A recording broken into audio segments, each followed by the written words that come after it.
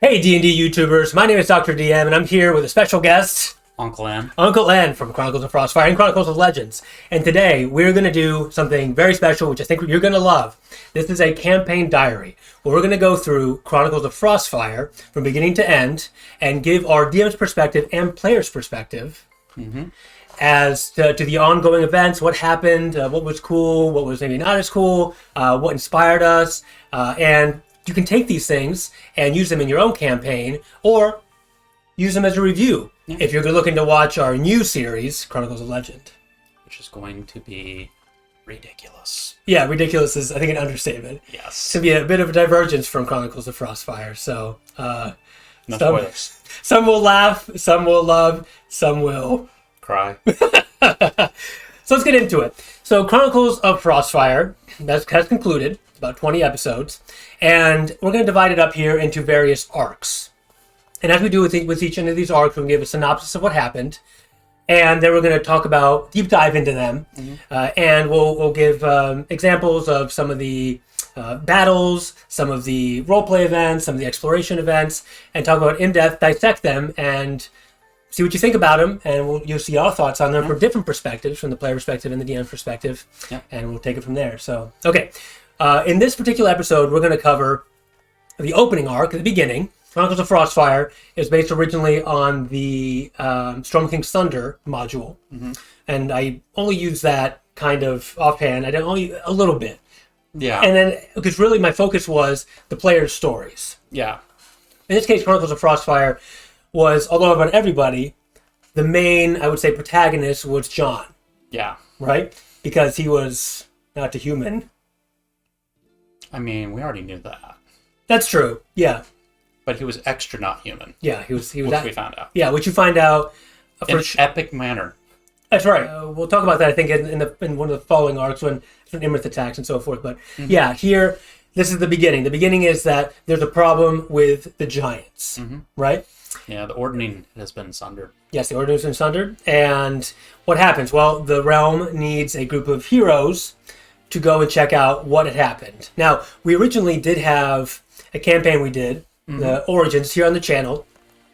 And that's kind of the beginnings of everything. Yeah, I mean, we diverged a little bit, but that was basically where all of our story got started, like, when we started recording it. Yeah. This actually goes back to even before the gods created the green screen. Before the green and before the garb, they were just D&D around the table. Yep. Yeah, and what did we do there? Well, during the Origins campaign, we met all the characters and side stories, and their backstories were kind of elaborated on. A lot of mining towns. A lot of mining towns, A lot of getting our butts absolutely stomped by giants. And then they made a reputation for themselves, and that's where we take up is the Frostfire, right? When they already have some notches on their belts, right? And the realms have tasked them to do this, the giant, investigate the giants, and they've gotten some intel, and that is to check out the giant's temple on the spine of the world. Yep.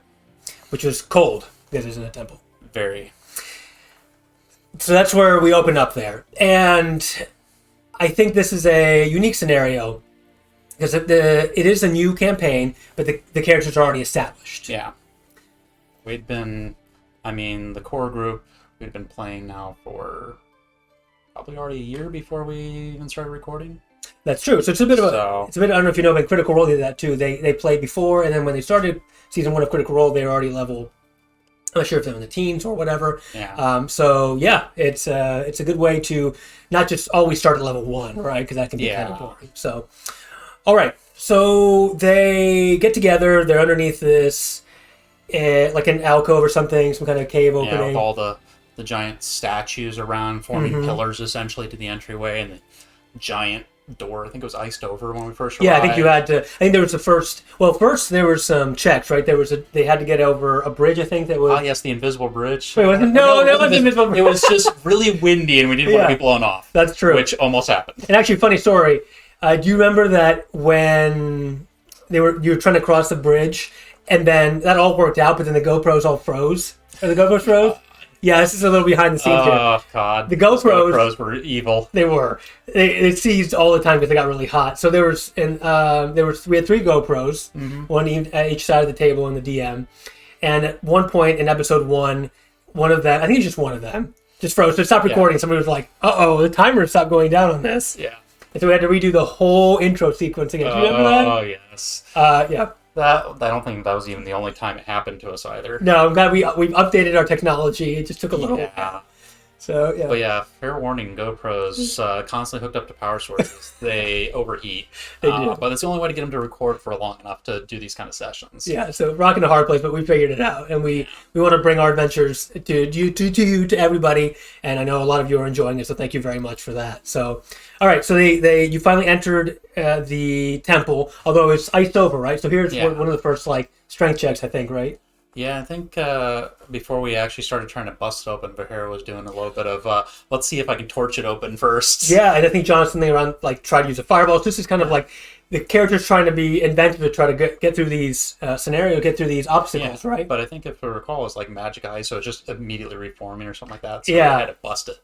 So yeah, that's a good way. And when it comes to these obstacles, if you will, or traps or puzzles or anything like that, I usually keep them pretty open-ended for the players to solve. I'm not like, you have to break the ice down in the bottom third quadrant of this door, or else there's, because there's a secret. No, I mean, as long as they're creative and they're trying to overcome it using all their abilities, or their power of friendship. That's good enough for me. So rule of cool and rule of, hey, that actually sounds like it makes sense. Let's go with it. Good.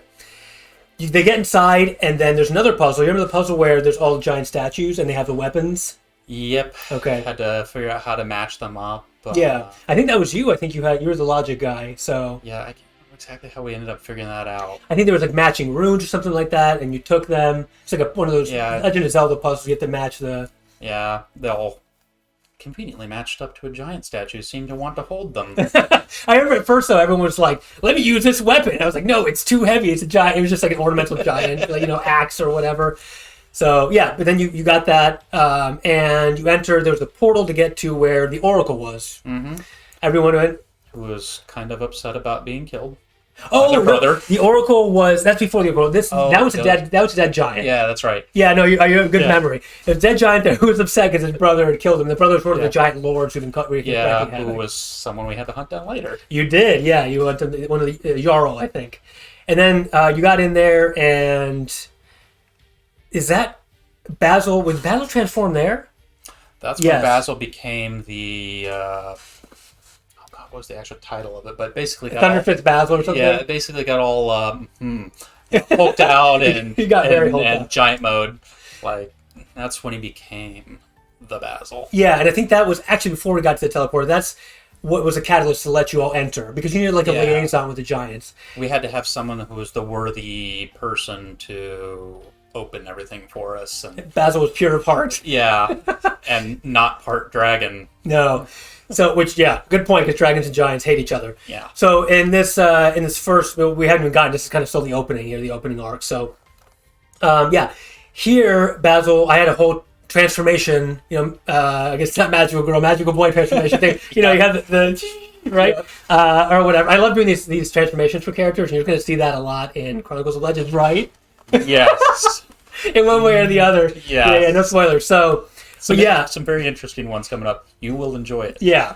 And really the main reason I do this is where characters want to change. I remember Basil was an artificer at first. You remember that? Yeah. And Basil wanted to change into more like a meaty frontliner. Yeah, I wanted to get out of being a purely support class and into more of a fighter. But still keeping some of the interesting support stuff. And that's actually...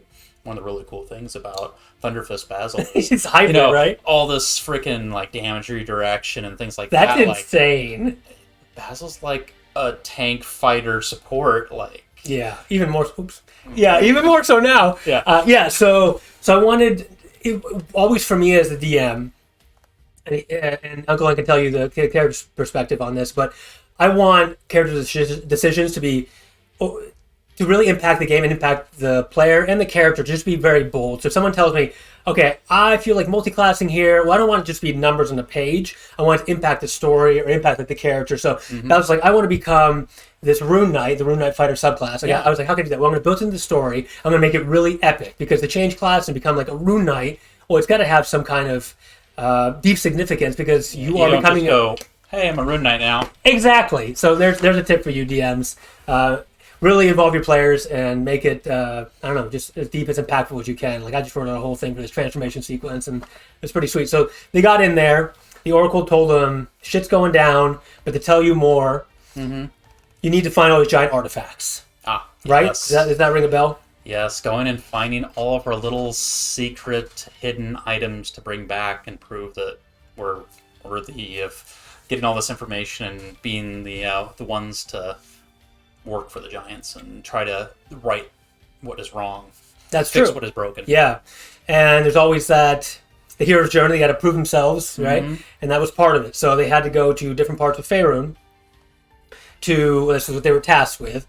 I think there was 6 giant artifacts or like relics of the past that had been kind of hidden away or in some burial areas or whatever for the giants, or stolen. Like mounds and stuff. Yeah. Like, and often with their own little puzzles or how do we get through this or where do we even go in at?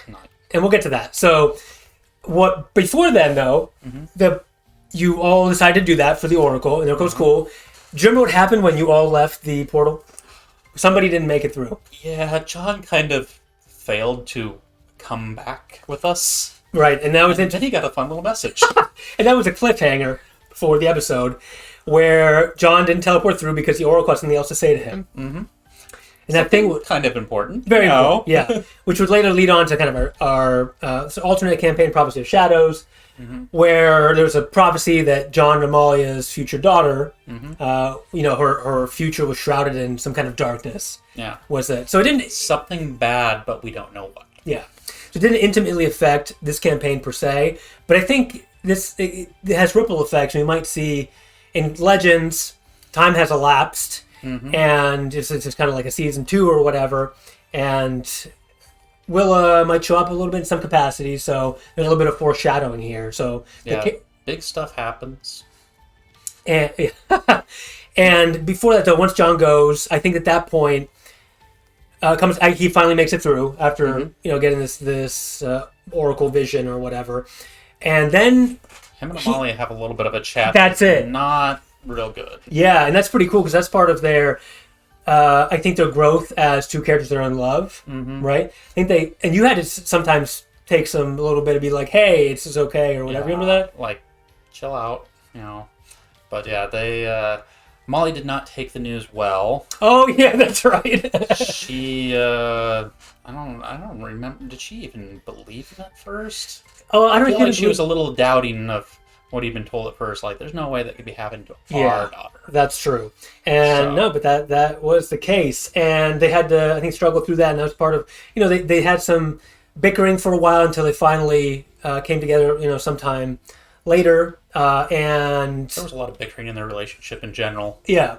But I think they got through it. I think once John, affirmed that he was going to be a good dad and all that stuff, and one more thing about that was that I don't think everybody knew that Amalia was pregnant at first, right? Like, you had some inklings. Like, it wasn't until then. Yeah, she'd been kind of dropping those little pregnancy hints. She was getting nauseous. I was making her do, like, con saves for, nausea. Yeah, like most morning of us sickness. were kind of like, what the hell's going on here? Yeah. Like, although as players, you knew. Well, yeah. Right? But at that point... The characters are like, I wonder what's wrong with her. Did she catch something? Yeah, and another side story, they had gone to the Feywilds, got married, and, this happened. So it started, a few months after that. And here's when everybody finds out about, and I think you were all like, wait a minute, Molly's pregnant. And then boom, and that was it. So, okay, I think this is going to be it for the first episode of... What are we doing? This campaign diary. Yeah. I hope you learned some cool things about what went down, a little bit of a synopsis, some things you can implement for your games, or just some cool things to think about for your characters, or making characters, or multi-classing, or having character relationships, things like that. Make it epic. Always make it epic. Yeah. AMIE. Amy. The putting things into a story context and RPing them out and doing that kind of stuff is just so much more fun for your players, like, speaking from the player perspective, than just, you level up, or you get this new ability, or you got that magic weapon. Like, do something special with it. That's the biggest takeaway from that. Much agreed, Uncle Len. So, next time we're going to look at the Giant Artifact arc, which has puzzles and traps and bears, oh my. right? Yep. Okay. That was a good time. And you will see our thoughts on that. Thank you very much for watching. Don't forget to leave a comment, about what your thoughts on the campaign are, or if you have other thoughts about in general about RPG design, your tips and things you've found work well for your groups. Yeah, things like that, which we can use and incorporate for our players or DMs going forward. So again, do this smite the like button, right? That's the thing we do, and subscribe. So thank you very much. See you next time.